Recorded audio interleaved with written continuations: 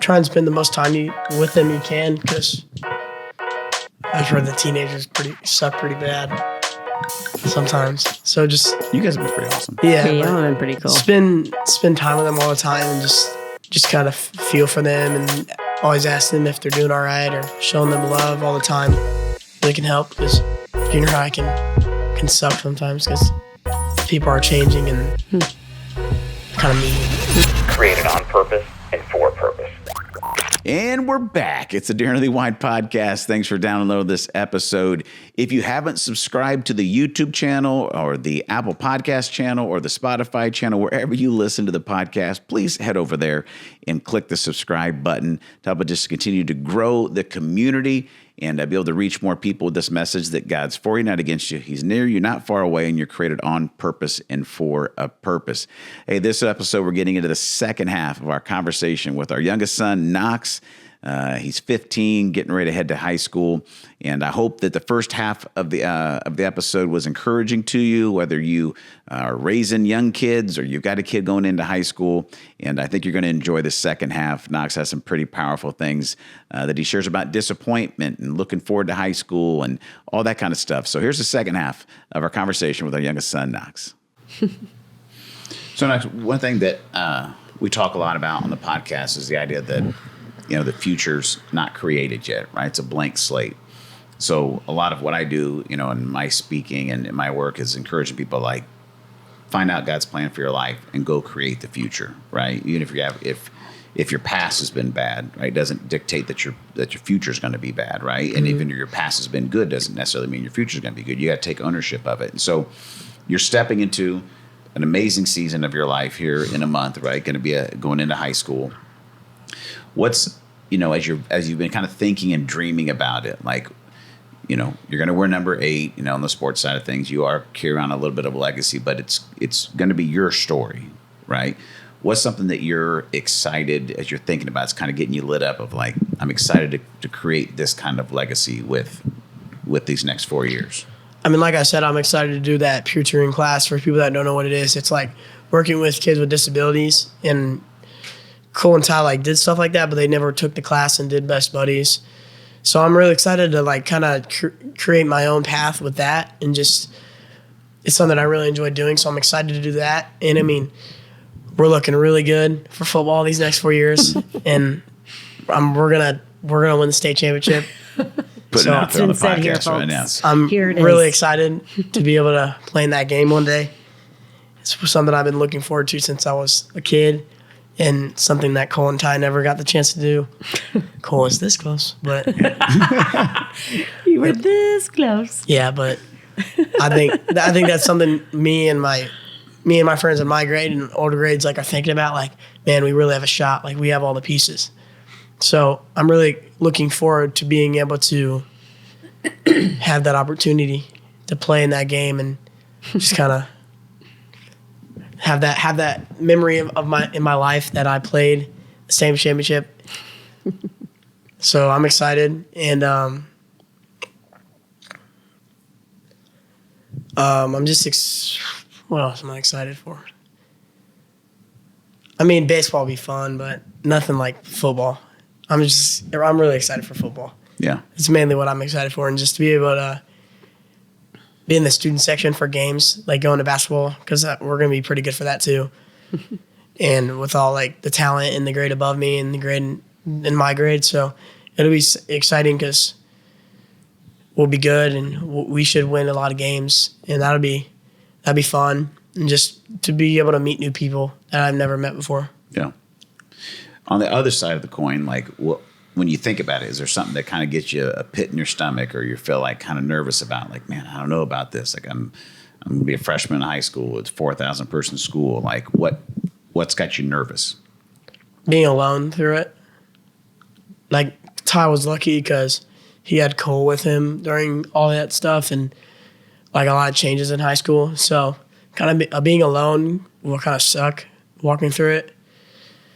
Just if I'm struggling with something, I know I can talk to you guys, but it is easier to talk to your brothers about it. So yeah, I could call them, but it's nothing like being able to talk to them in person. So I'm nervous about that. Just knowing that Ty's gonna be across the country and Cole's always busy with football, so I'm scared about that. It's something I think about often. Do you? What do you think would, I guess from Mom and I's perspective, what's something that we could maybe do to help you, prepare for that or be there for you in that? I don't really know, honestly. Like, just kind of Buy him stuff. Nope. Sorry, my eyes were sweating, so I had to say something random. I mean, there's nothing you really can do because, we don't know what the future holds. But, just, I don't know, you guys are doing a great job, so there's nothing you really can do different. But, yeah, that is something I'm nervous about. The only thing that I'm not, looking forward to for these next 4 years is just being alone. Because I don't like being alone. You and Dad don't like to be alone, so you guys can hang out. Yeah. We can continually watch TV shows together. We always do that. It's true. Still got These are the two in the household of 5 that are never, ever alone. Ever. It's true. The rest of us have moments of migration to our personal space. Yeah, me and Dad always end up watching shows together. They don't like to be by themselves, which is fine. We like That's the way people. God created them. We love people. They love love people. people. I love people. I hadn't thought about this question, but Knox, in what ways do you feel like you're most like Mom, or what do you feel like you've learned the most from Mom? In what ways do you think you're kind of most like me, and maybe what's the thing you've learned the most from me? You can go Mom first. Like I said, I feel like Mom gave me and Cole her seriousness and her intensity. Because Mom's, as she doesn't want to admit it, she's an intense person. She doesn't want to admit it. He said that. He Yeah. said, I don't want to admit it. And I definitely have her organization and Praise God. OC Praise God. and her OCD. If you look in Cole and Ty's rooms, their rooms are super messy, but mine's perfectly lined and clean. And Glorious. It's glorious. so I definitely learned that from her. But I definitely got my unwillingness to be alone and just my wild side probably from you. You're here, folks. The wild side. Yeah. Just the fun side. Yeah, it's fun. Yeah, it's not wild, it's just fun. We like to have fun. We do like to have Dude, fun. like to have fun. All right, that's good. Those are good answers. Those are good answers. Okay, so Inaccurate. yeah, so there's going to be an element. I get it that would be an adjustment, right? And there's some worry there, and I get that. Julie, you are an oldest child, so you left for college, left your brother there. You were 8 years older, so you Very experienced different it. dynamic. On the other side, I was the baby of my family. Just have one older brother. He left and was gone across the country to college just for a year. But I can remember going to camp, summer camp, church camp that summer. And, I remember us hugging by this, fire pit thing and feeling man, my brother's leaving and it's just going to be me. And that felt really daunting. I knew it was only going to be 1 year, but it just felt I know those emotions that you're having. On the other side of it, what are some things that you've thought and you haven't been sad about, but you're kind of excited, it's just going to be me here? You guys are going to give me whatever I want. At least Mom will. Yeah. That'll be nice, but I've talked to my friends that are already alone, and he said, it is nice to just have a little peace and quiet every once in a while. And, whenever they do come home, it definitely makes it more special to be with them because you want to spend time with them before they have to leave. Mm-hmm. I'm basically already alone because Ty's literally gone every day. So I'm excited for this weekend to go to the lake and just be able to spend time with him. Yeah, yeah. So you've talked a lot about your growth in your faith and how it's become more of your own. You've watched Mom and I, follow Jesus, through your life. It's not always been the most traditional approach. I think, we talked about it, Julie, on our last episode, I think, is we've gone a very non-traditional route with our faith and we grew up in, which has been a challenge. Yeah, it was a challenge. But so when you growing up as the baby and in our home, like what is something maybe from the faith development side of things for you that like you feel like you've picked up from, either from your brothers or from mom and I? I mean, I think I definitely got my speaking ability from you. Like, I feel like I'm able to like speak in front of crowds a lot better because I know like I've learned from you and I've just kind of like had knowledge from that. But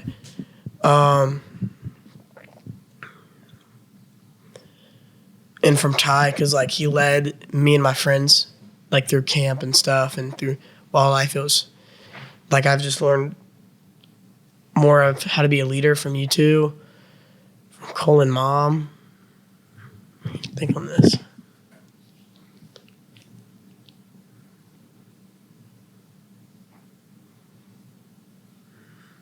I don't really know. Great, I've taught him nothing. It's not like you taught me nothing, but I'm just kidding. I mean,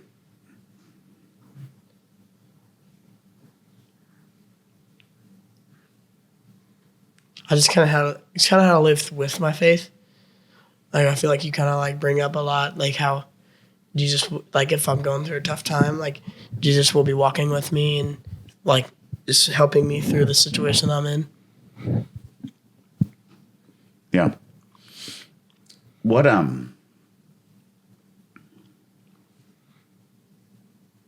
just realized I got to the end of my. Sorry, Coop, you're gonna have to edit. I just got to the end of my questions.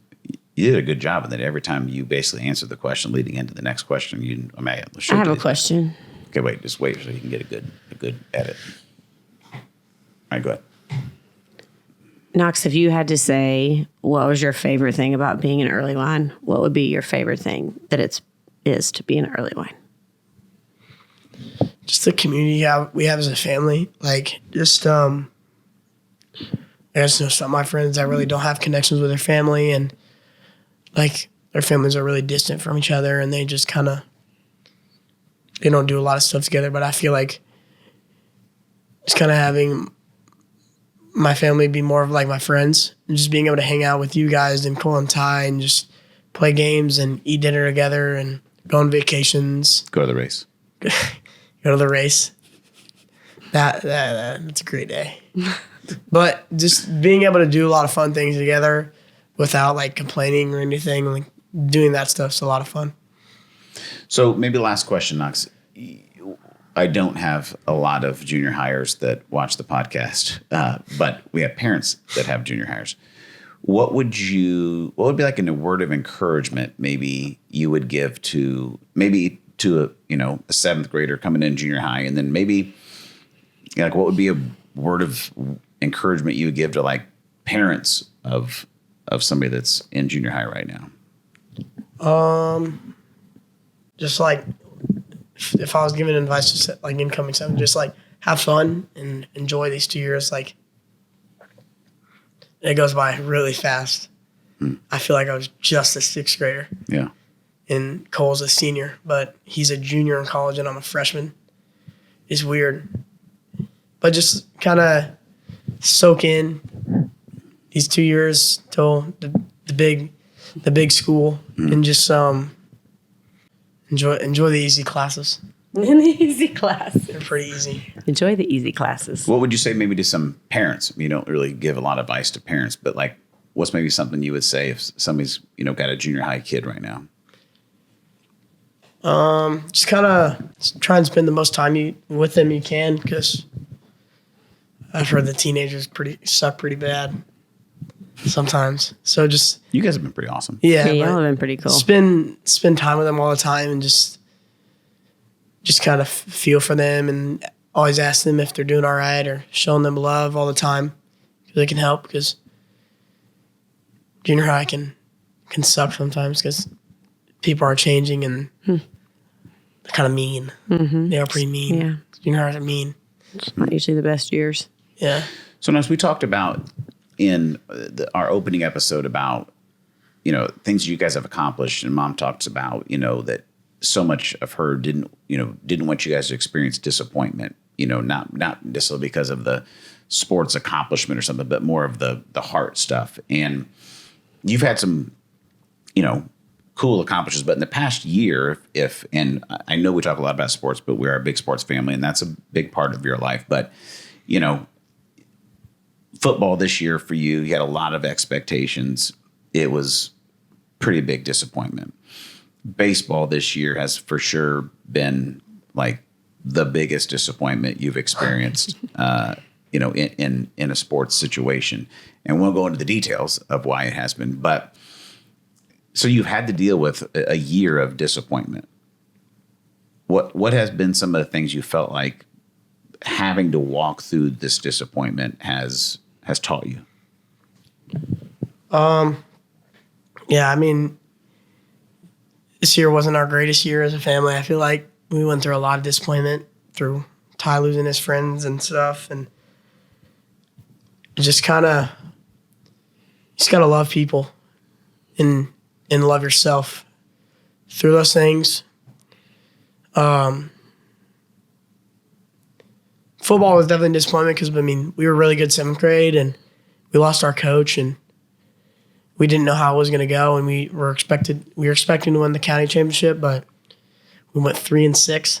So it was just a letdown, and just I feel like my teammates kind of gave up because they knew there was no point, and I tried to keep them up, but I just tried to be the best leader I could be. And baseball, I just tried to keep a good attitude. It wasn't what I wanted to happen, and I almost quit. But I just knew that, it was I went to camp, and my Bible was like a kid's Bible, kind of, and like it has like side stories. And